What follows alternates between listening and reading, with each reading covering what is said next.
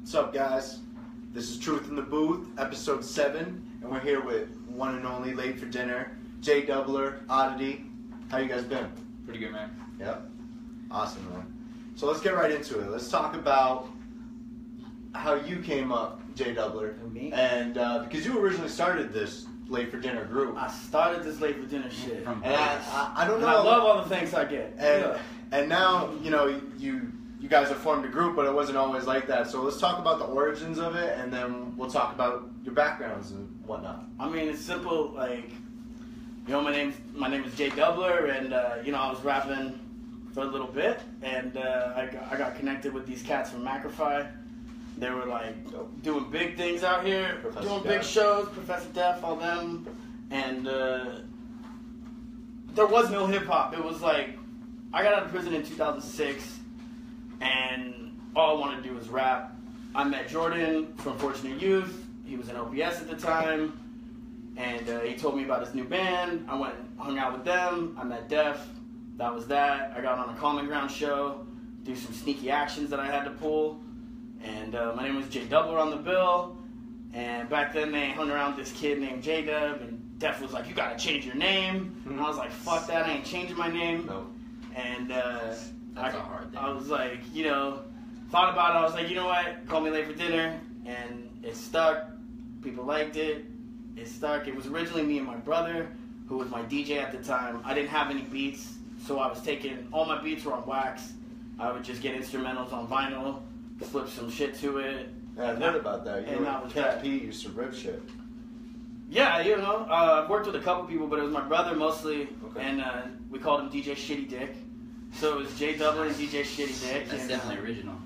and we would do like freestyle sets where I didn't know the beats, Yep. and Those are the we would best. just rock it, you know, and it was dope, and I got a lot of love from that.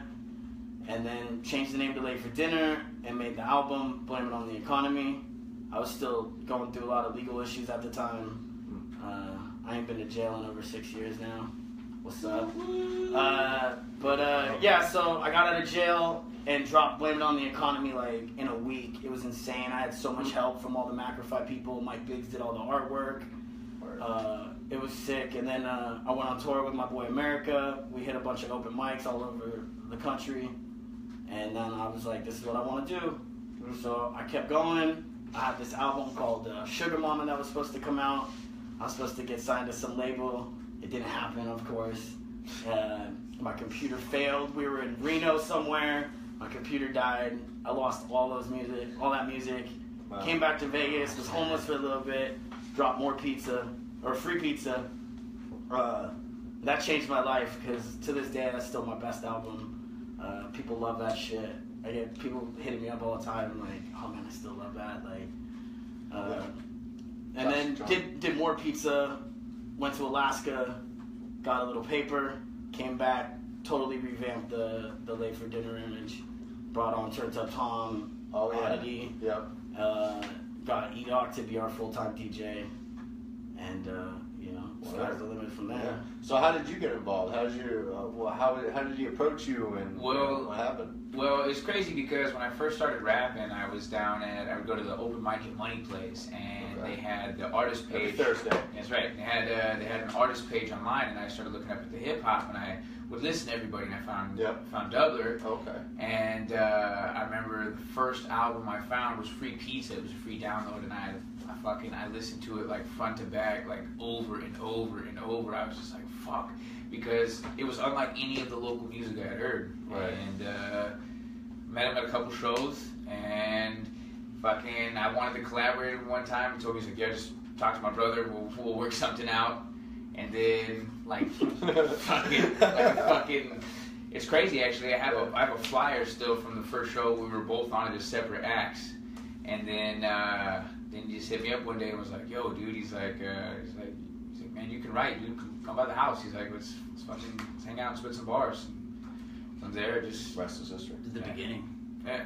What got you guys into rapping? Like, what was the beginning stage? Let's start with you, Oddity. I know you come from a different kind of background and whatnot. Yeah, well, I don't know, man. Well, like I said, I come from Oregon. I come up from a little farming community. My grandma lives out in the middle of nowhere, and that's where I live. She raises horses and stuff. And we moved here when I was like 14, and in high school I listened to punk music. Man, I love fucking punk and psychobilly, and in high school I was in a couple death metal bands. I did vocals. Eyes of Nero, you can actually go find a couple of tracks on MySpace still. And yeah, dude. And I just, when we graduated high school, I used to always like to write too. When we graduated high school, it was fucking, everyone was busy. They couldn't get together to jam anymore. And I used to always write raps, and I don't know, I just fucking started kind of pursuing it more. And then Kinetic, I went to high school with Kinetic Beats, and he was the one who told me to start going out, and that's how it started. Word. Oh, what about you, Dubbler? What made you want to rap? I don't know. I mean, like, as a kid, of course, like, I used to rap, like, shit in the window mirror. Sorry, brain fart. Yeah, like, rap in the mirror and stuff. But I never really liked, like, rap. Like, growing up as a kid, I was more into, like, classic rock, and then more into, like, the harder rock, punk rock. In middle school, I was, like, super into, like, the filthiest punk you could find. Like, if someone had already heard of it, I wasn't into it. And then Company Flow dropped, like, that tape, and I got it somehow. I know. He said the other day, I said I wasn't gonna drop any names, and then, like, right off the bat, I dropped a name. But so I got that tape, you know, and I was like, wow, you know, like, Cats is really doing this that are my skin tone.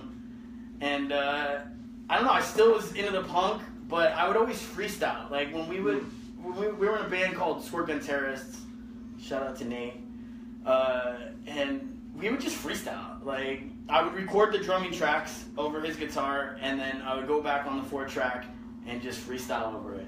And it had a pretty cool vibe to it, but I was never really too into it. And when I did the 8th grade talent show at Burkholder Middle School, and I got suspended for 10 days because I did a song. We were supposed to do a song that we had called Blunt Man Chronic, and we had played it for them before, you know, so they knew it was just like us just jamming, you know. When we got there, I did Natural Born Killers, and because I'd always loved it. I always had a knack for memorizing lyrics, and we would always mimic the voices, me and my friend Nate, and we would always mimic, you know, the big rappers at the time's voices.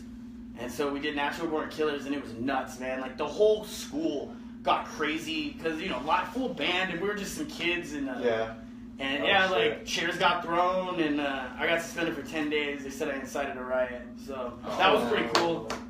You know, little bit of fame I got. You know, people talked about that for a little bit. Nice.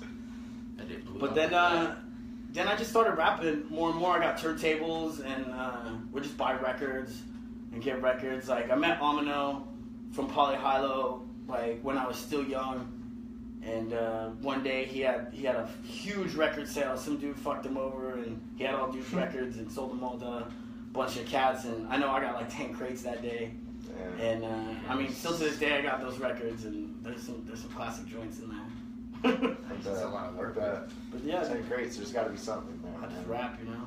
Yeah, there's some gold in there for sure. So what about leaving Las Vegas? Because you guys are still here. So what happened with that album? Well, I mean, that album's like a metaphor, you know. Like, the movie Leaving Las Vegas is about a dude trying to kill himself with alcohol, and Nicolas Cage, right? You know, like, I live that Nicolas Cage lifestyle. It was more about, like, so I started working on that album before Nick got involved. And originally I was gonna do that before we worked on any projects together. And I just given him the beats and was like, write something if you want to write something, and he did. And we ended up just putting him on most of the songs. He's not on every song on that album, but that album was about, like, me, like, trying to get over, like, all my issues with drugs and alcohol and all this fun stuff, you know. Yeah. Because you kind of have to in this city. Because if you got a fucking addiction, this is the place you're gonna lose it. You know? Well, you know, I'm born and raised here. I've been an addict my whole life, and I'm what you call a high-functioning alcoholic. Like, you go to work, you pay your bills. I was working on that big budget movie. I'm not gonna drop the name, and I was a safety coordinator, and I was drinking the whole time. So it's like, you know, sometimes you think about stuff like that, and you're like, that's not that smart, you know. And, like, I've always had jobs where I could just drink. Like, I was the producer of Beacher's Madhouse. Like, all we did was drink, you know. cocaine with midgets and shit. Like You just made it work. it was a lot of fun, but at the same time, Yeah. it weighs on on you. you when you get You're older. working 12 hours a day, and then you're partying for the other 12. It's like, you know. Yeah. So yeah, that's what that album's about, and I'm doing pretty good though. You know, Yeah. like I've got my shit pretty much in check. Yeah. So hip hop's a good outlet. I mean, writing and shit, and Yeah, man. recording, spitting, freestyling, anything is a good outlet too. I believe KRS Not One go out said and one get in day trouble. that if there wasn't hip hop, he would have started some kind of crazy movement, been in jail already 1,000 times over. So like, yeah, hip hop saves lives, man, for real. That's the Fills truth. a void. I mean, in some people, you know. Yep. People in Vegas, I mean, Vegas is just like any other big city. You know, if you grew up here, I don't think it's really any different than any other big city.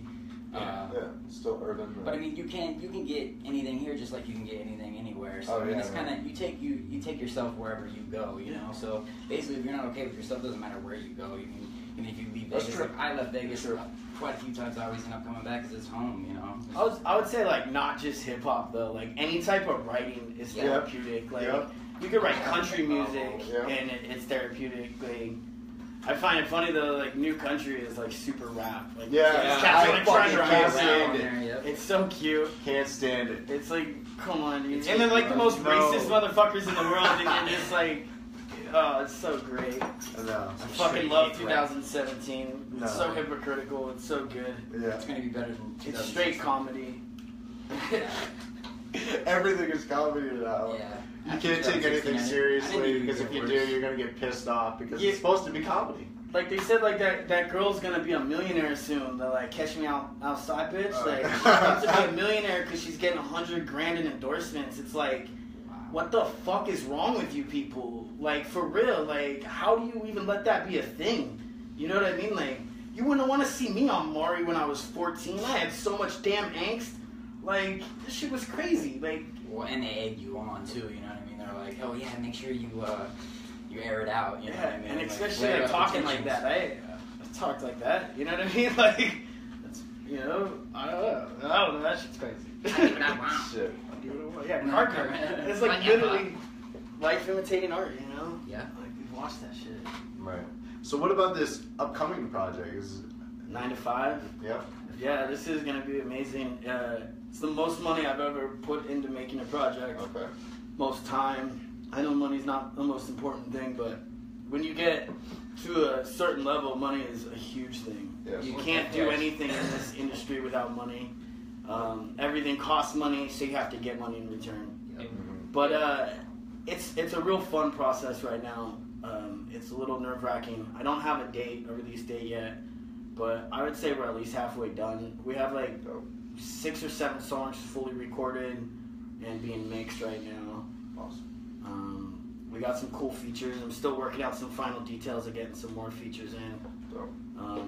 Probably some bigger names. Not like too big of names, you know, but Yeah. some cats that you guys Some know names, that yeah. aren't from Vegas, and then there's a couple Vegas cats on there as well. Excellent. The production's mainly done by Phil A. We might throw another producer in there to do like 1 or 2 songs, but other than that, they're all Phil's beats. Word. Oh. Dope. And this features Oddity, obviously. Yeah. You're a full feature on this one. Yeah, this one I'm actually gonna be on all the tracks. It's gonna be a pretty good one. I really liked the 9 to 5, the actual 9 to 5 track. That one was really fun to write. The beat's really awesome. It's gonna be a dope album. I'm super stoked for it. So, and I know we talked about it. You've talked about like doing some solo stuff before, but like, how is the process of working with a group? And this is probably one of the first like studio projects you've worked on. Who, me? Yeah. Yeah.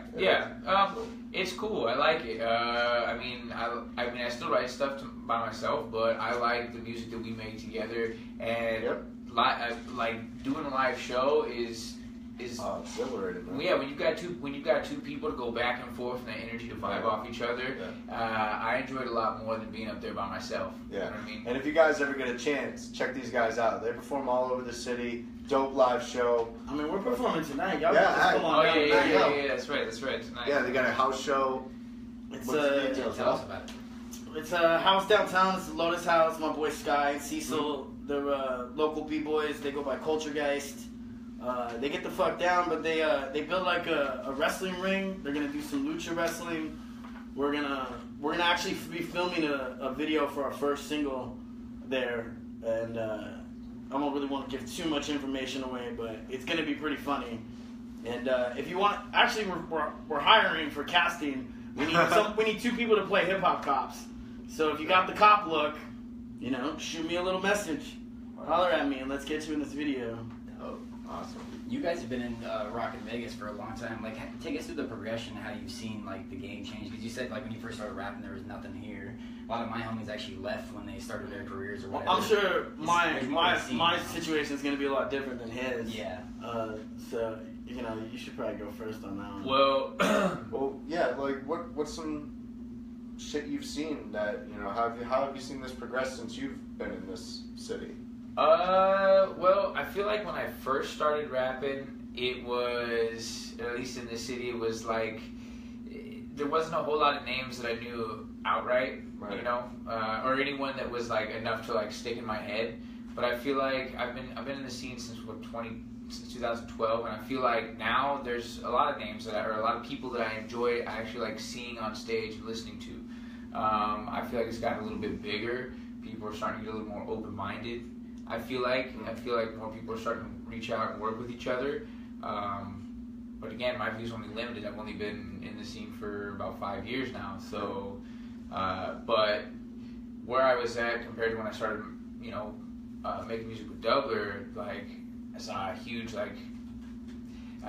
It was a lot better after I started working. You know, the videos were progression. Yeah, you actually got a exactly. better perspective. Yeah, and it helped me grow as an artist. Yes. You know what I mean? Like, he was able to kind of help show me how, you know, guide you through the scene. Yeah. I have a similar story. I've been here like 3, maybe 4 years, and then, you know, just being in Vegas has grown me as an artist to an extreme extent. Watching you guys and, you know, watching all the cats in this scene, it's really helped me as an artist. And if you're an artist and maybe you're not connected with the scene, I urge you to hit us up, or, you know, come out and see these shows and get connected and enjoy the good music out here, because it's hopping, man. It's happening right now. There's a lot of cool cats that do stuff out here, you know, and there's avenues, man. Like I hate seeing people saying like, this and that. Like, there's nowhere to play except for the beauty bar. Like, you're an idiot. Go out and fucking find something. Yeah, hustle, bro. There's millions of venues out here. Like, we have this place that anybody who can't get a show that's touring, all these people that are like low level touring acts, they all go to this place called the OMD Theater. I'm pretty sure it's free. Go there. You know, build up a scene. Once you get a following, anyone's gonna fucking book you. With a following, you're golden. Like, if you in this town, you don't need much of a following. No. If you have a following of like 20 strong people and you're good, you're gonna get more. And as long as you keep the crowd entertained and buying drinks, the bar should fuck with you. Period. Yeah. And I mean, if you're out of town and you're looking to come into Vegas, I mean, find where the scene's at. You know, let's shout out to the beauty bar. I do gotta say that because they pay my fucking bills. Thank you guys. You know, the bar staff, the management staff, they're all really dope there. So that's why we play there a lot, because we get paid from the bar. They hook us up because we like to tip the bartenders. We like to shout out. We like to give away drinks. Yeah, you guys give away drinks. What Vegas is all about, man. Yeah. You know, the gratuity, helping other people out. You know, that's what a lot of people live on. Yeah, we're a Vegas band, straight up. Exactly. Like, we embody Vegas. And when we go out of town, you know, I'm always trying to get drinks past 3 a.m. You know, it only worked once, but it worked. Yeah, I come from Vegas. I don't know by these crazy laws. I went up to Utah once. It was fucking horrible. Well, when we were in Arizona, every time I go outside to smoke a cigarette, I'd be like about to walk out my beer, and the guy's like, "Whoa!" And I'm like, "Dude, what are you doing?" I'm smoking a cigarette. He's like, "Dude, you can't bring your beer outside. You got to sit it on the table." And I was unheard of. It blew my mind because I turned 21 in this city. I didn't know what it's like to be outside of here. So when I heard last call, I was like, Utah's amazing though, because those kids know how to party. Yeah, they do. The first time I went out to Utah, it was on the Beats and Pizza tour, and man, it was amazing. Like, I forgot to bring beer. I made a post that I was gonna bring beer and show these kids what like it was, and I forgot to bring the beer, but they had me. These cats showed up and they had bomb beer for me. You know, Like, they have a dope scene out there. Yep. They're very supportive. We love playing Salt Lake. Yep. I know they're Rapids great Fun kids. is really connected with Aerosol James out there. I actually drove up with them one night. We did a show up there. That was really dope. And I agree. Every sentiment. Those kids fucking know how to turn up. I met a kid. They had supplies ready for us. So they're like, we ain't fucking around, bro. You know, We're gonna do it right. The town shuts down. Like, yeah. even in Phoenix, No. the town shuts Midnight, down. man. Midnight. Like, They had to like beg to get beer. Yeah. You know, like There's damn. no downtown, really. Yeah, I stayed up all night because it was like eventually we got to drink in their PBR, which is like 4%. I mean, regular PBR is only 4.6, so it's not really much lower. But to me, you know, I was like, I was like, this is the Utah water, you know. Just stayed up all night and I couldn't sleep. And then we hit the road. But yeah, I like Utah a lot. I like Phoenix too. Phoenix was fun. Phoenix was a lot of fun, Phoenix actually. was lit. And we really want to try and get connected with this Truth in the Booth stuff into those markets because I mean Southwest. Just keep plugging, man. Yeah, That's just all you plug gotta do, dude. As long as you just keep making it, people will watch.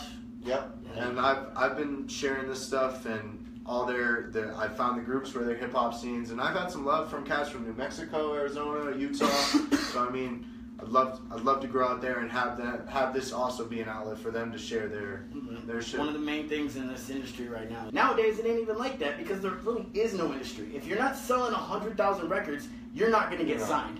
Yeah. If you want to get signed to Rhymesayers, you better fucking sell 100,000 records independently, or you're not gonna get signed by Rhymesayers. I don't give a fuck who you are. Yeah. For real. Yeah, you gotta put it on your own. So you gotta have your own distribution and all that. Well, that's what they expect. That's why, I mean, Rhymesayers has built up a following that way, too, is because, you know, a lot of these artists, like, when they come on, like Aesop, I mean, lately, have had, you know, even Prof had a following. All these fools have following. Oh, yeah, no, they come in with it. Yeah, oh, yeah. They come in Oh, with yeah. it. Yep. No doubt. You definitely gotta build and start in the underground and But yeah, see, Get so your name Pay your dues, too. pay your dues, yeah. yeah, that's people don't really get that because they see No. they see like No. the They want internet to blow up. success. They think that Yep. you can get internet success when you really can't because unless someone's telling them to listen to it, nobody's organically gonna just like find your shit because you posted it and they're gonna listen to it and be like, oh, this is my shit, and then they're gonna go and tell their friends and then tell their friends, buy the album, put it in there. Like that word of mouth doesn't work that way. Yeah. A share is bad because it shares and then nobody sees it. Like Yeah. Facebook doesn't want you to make money unless you're paying them. And even at that, you know, like we sponsor ads all the time. And I think this is sponsored too. I've seen it pop up in my feed, sponsored, you know. So it's worth it to sponsor stuff, but you gotta pick and choose what you sponsor as well, you know. Yeah. Right. And you gotta make sure, you know, you're working within a budget too. you know, Well, like you all my can't- videos that I sponsored all have over 20,000 views. Yeah. Yeah. So like I didn't pay for views, but technically I did because I paid for it to be sponsored. But that's a And then huge part of people music saw is it. getting it Yeah. into ears. Making music is easy. Having people hear your music is hard. You know, so you do need to You have take to advantage pay of for some it. avenues, Pay especially for if they it. benefit you to some extent. Oh yeah, like You know? blogs, man. Get on blogs. Yeah, no, That's exactly. that's the number one thing. Like pay some dude $20 to show your music I've to done it. 30,000 people. I've Like, done who it, cares? and it's helped. It's helped It's for $20. sure. You know what Yeah. I mean? Like who gives a fuck Yeah. about $20? If you're Right. worried about $20, like you're in the wrong business. To reach an audience that you couldn't Yep. reach otherwise, probably, you know. Yep. That's the truth right there. And that's why we're Truth in the Booth. Hey guys, thanks for coming in today. Yeah. Thanks for coming in, fellas. Appreciate it. This is episode 7, Late for Dinner. Where can we find your music before we go? Yeah, tell us. Rappersfun.com. Okay. We have a Late for Dinner Bandcamp. You can go to the Facebook, the Late for Dinner Facebook. We have an Instagram, Late for Dinner. I mean, basically on all forums, YouTube, Late for Dinner. If you Instagram. Google Late for Dinner, you're going to have to look a little bit because there's a pesky-ass movie that came out in '84. We're going to topple it one day. It sucks. You're going to buy the rights to that and be like, done. Yeah, it sucks. Yeah, but basically, we just got to get more people clicking on our links than their link. I don't think a lot of people are clicking on that link. It's just, it's above us. So Yeah. it's a little frustrating for me. Yeah. But Man. you can Google it. You'll find them, And, believe and me. you can find us. We're around. We got April 1st at the Beauty Bar, April Coach 3rd at the Shadills. Beauty Bar with Coach Shadills and Mickey Avalon, respectively. Awesome. Sounds good, guys. Hey, we're out of here. Peace, love, unity. Have a good one, y'all. Peace, guys.